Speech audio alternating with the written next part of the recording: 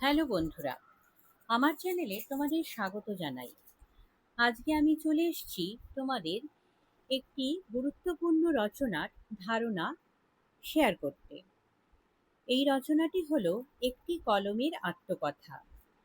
আমি রচনাটি একটু ধীরে ধীরে বলবো, তোমরা খাতা পেন নিয়ে রেডি থেকো এবং প্রয়োজন বোধে তোমরা লিখে নিতে পারবে।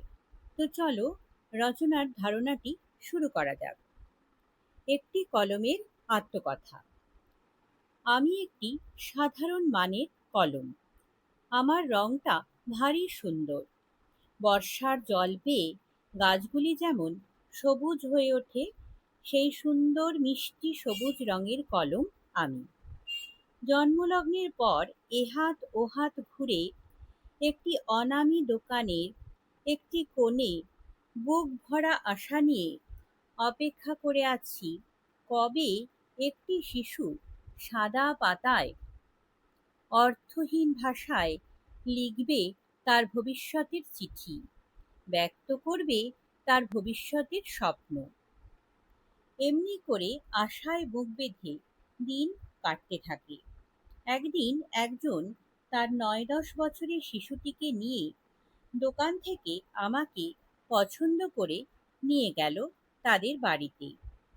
এই প্রথম পেন্সিল ছেড়ে কলম ধরেছে সে লেখার জন্য। তার মনে তাই বড়ই আনন্দ। আমাকে হাতে পেয়ে সে প্রথমেই খাতার ওপর গোটা গোটা অক্ষরে লিখল তার নিজের নাম। আমরা পরস্পর হয়ে উঠলাম একে অপরের পরিপূরক। খুব আনন্দে দিনগুলি কাটতে লাগলো। কিন্তু আনন্দের পাশে দুঃখ যে দাঁড়িয়েছিল সে খেয়াল আমার ছিল না। শিশুটি তার পেন্সিল বক্সটির মধ্যে খুব যত্ন করে আমাকে রেখে দিয়েছিল। প্রতিদিন তার আনাড়ি হাতের প্রতিটা অক্ষরের সাক্ষী হতে থাকি আমি। আমার বুকের ভিতরের প্রাণশক্তি থাকে, তোমরা যাকে কালী বলো, তা ফুরিয়ে আসছিল। আমার খুব ভয় হতে লাগলো। আমার প্রাণশক্তি যখন নিঃশেষ হয়ে যাবে, তখন কি শিশুটি আমাকে এই রকম যত্ন করেই রেখে দেবে, নাকি সে আবার কোনো নতুন কলম কিনে আনবে? যাই হোক, আমি রোজ শিশুটির সঙ্গে বইয়ের ব্যাগে করে স্কুলে যাই। তার সঙ্গে নতুন নতুন বিষয় শিখতে থাকি।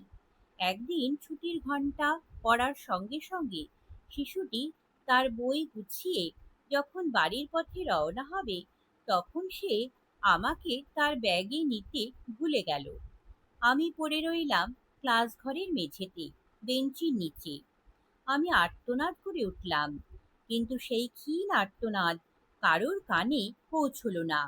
অদৃশ্য অশ্রু বিসর্জন ছাড়া আমার আর করার কিছুই ছিল না। শুরু হলো আমার জীবনের এক নতুন অধ্যায়। শ্রেণীকক্ষের ধূলিধূসরিত মেঝেতে পড়ে বিনিদ্র রজনী কেটে গেল। পরের দিন ভোরবেলায় একজন সাফাই কর্মী এলেন। শ্রেণীকক্ষের পড়ে থাকা আবর্জনার সঙ্গে আমাকে বাইরে নিয়ে যাওয়া হলো।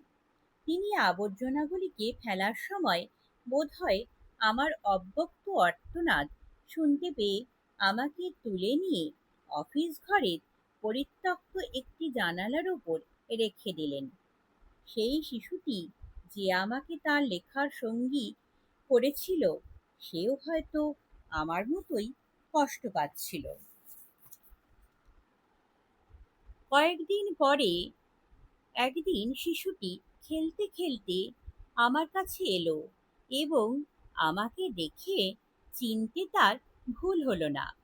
আমার ধূলিমলিন শরীর যত্ন করে সে নিজের জামা দিয়ে মুছে আনন্দে অধীর হয়ে আমাকে তার কাছে ফিরিয়ে নিল। আমার দুঃখের দিন শেষ হলো।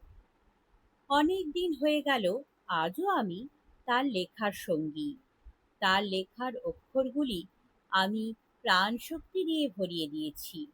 সেও নতুন রিফিল কিনে রেখেছে আমার জন্য। আমি তার প্রথম কলম। সে আমাকে মর্যাদা ও সম্মানের সঙ্গে রক্ষা করে চলেছে। হয়তো তার প্রথম লেখার স্মৃতিচিহ্ন হিসাবে সারা জীবন আমি তার কাছেই থেকে যাব। আমার সুখ দুঃখের কাহিনী তোমাদের ভালো লেগেছে তো? কমেন্ট করে জানালে খুশি হব। তো বন্ধুরা, আজকে এই পর্যন্তই। এর পরের ভিডিও নিয়ে তোমাদের সঙ্গে আবার আমার দেখা হবে।